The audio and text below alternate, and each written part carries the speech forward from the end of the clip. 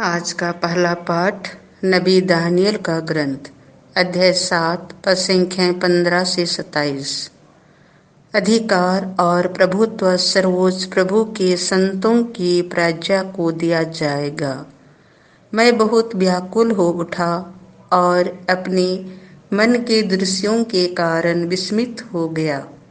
मैंने वहां उपस्थित लोगों में से एक के पास जाकर पूछा कि इन सब बातों का अर्थ क्या है, और उसने मुझे समझाते हुए कहा, ये 4 विशालकाय पशु 4 राज्य हैं जो पृथ्वी पर प्रकट होंगी, किंतु सर्वोच्च प्रभु के संतों को जो राजत्व दिया जाएगा वह अनंत काल तक बना रहेगा।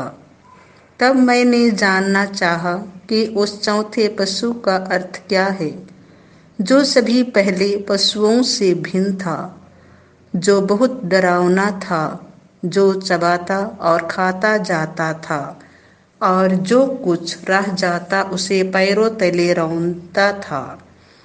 मैंने उसके सिर के 10 सींगों के विषय में जानना चाहा, और उस अन्य सींग के विषय में भी जिसके निकलने पर 3 सींग उखड़ गए, उस सींग के विषय में जिसकी आंखें थी, जिसका एक डींग मारने वाला मुंह था और जो दूसरे सींगों से अधिक बड़ा दिखता था। मैं देख ही रहा था कि वह सींग संतों से युद्ध कर रहा था और वयोवृद्ध व्यक्ति के आने तक उन पर प्रबल हो रहा था।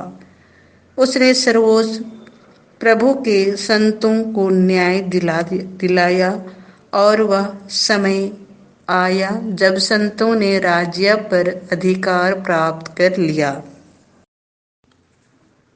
उसने मुझे यह उत्तर दिया, चौथा पशु पृथ्वी पर प्रकट होने वाला चौथा राज्य है।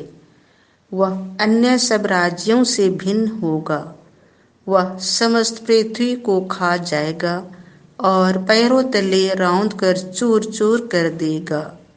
वे 10 सींग इस राज्य के 10 राजा हैं।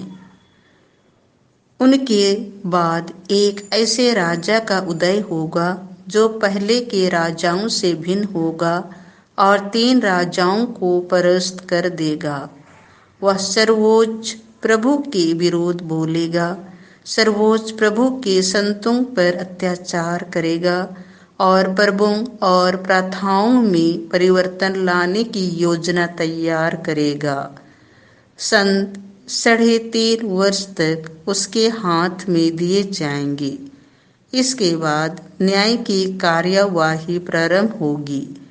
राजत्व उससे छीन लिया जाएगा और सदा के लिए उसका सर्वनाश किया जाएगा।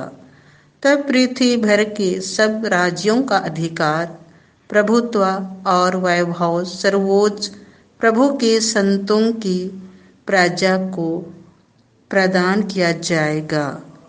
उसका राज्य सदा बना रहेगा और सभी राष्ट्र उसकी सेवा करेंगे और उसके अधीन रहेंगे। यह प्रभु की वाणी है।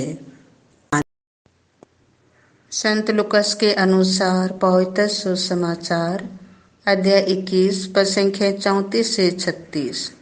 जागते रहो जिससे तुम इन सब आने वाले संकटों से बचने योग्य बन जाओ। यीशु ने अपने शिष्यों से कहा, सावधान रहो, कहीं ऐसा ना हो कि भोग विलास, नशे और इस संसार की चिंताओं से तुम्हारा मन कुंठित हो जाए और वह दिन फंदे की तरह अचानक तुम पर आ गिरे, क्योंकि वह दिन समस्त पृथ्वी के सभी निवासियों पर आ पड़ेगा। इसीलिए जागते रहो और सब समय प्रार्थना करते रहो, जिससे तुम इन सब आने वाले संकटों से बचने और भरोसे के साथ मानव पुत्र के सामने खड़ा होने योग्य बन जाओ। यह प्रभु का सुसमाचार है।